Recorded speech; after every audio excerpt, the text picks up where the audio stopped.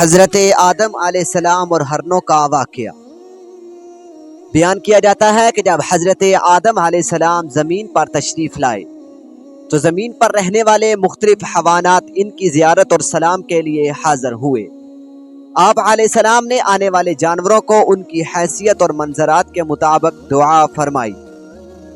ہرنوں کا ایک غول جب حضرت آدم علیہ السلام کو سلام کے لیے ان کے پاس آیا تو حضرت آدم علیہ السلام نے ان کی پشت پر شفقت سے ہاتھ پھیرا اور ان کے حق میں دعا فرمائی، جس کے نتیجے میں حق تعالی نے انہیں نافع مشک عطا فرمایا۔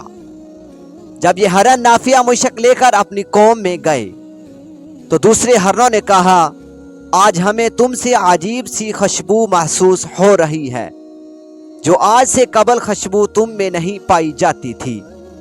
یہ خوشبو کہاں سے لائے ہو؟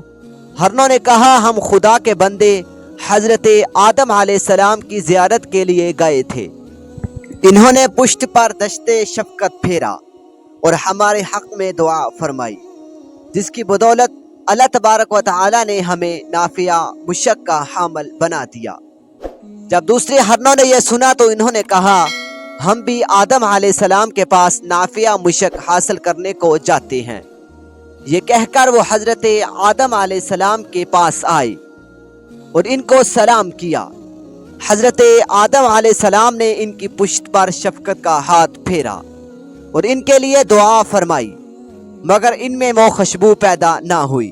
انہوں نے واپس آ کر ہرنوں کی پہلی ٹولی سے کہا، ہم نے بھی آدم علیہ السلام کی زیارت کی، انہوں نے ہماری پشت پر دست شفقت پھیرا اور دعا بھی فرمائی، مگر ہمارے اندر وہ خوشبو پیدا نہیں ہوئی جو تمہارے اندر ہے۔ تو دوسرے ہرنوں نے جواب دیا، ہماری اور تمہاری نیت میں فرق تھا۔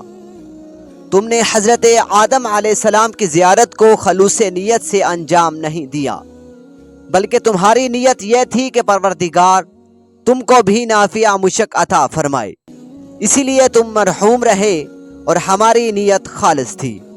حق تعالی نے ہمیں اس خوشبو سے نوازا اور یہ خوشبو قیامت تک ان کی نسلوں میں باقی اور قائم رہے گی۔ دوستو، اللہ تعالی سے دعا ہے کہ اللہ تعالی ہمیں بھی خلوص نیت کے ساتھ عمل کرنے کی توفیق عطا فرمائے۔ پس جو بھی اپنے عمل کو خلوص نیت سے اللہ تعالی کے لیے انجام دے گا تو اس کے آثار اور برکات اس کے لیے اور اس طرح اس کے لوحہ یقین کے لیے روز قیامت تک قائم رہیں گے۔ دوستو، مزید اس طرح کی ویڈیوز دیکھنے کے لیے ہمارے چینل کو سبسکرائب کریں۔ ملتے ہیں نیکسٹ ویڈیو میں، تب تک کے لیے اجازت دیجیے۔ اللہ حافظ۔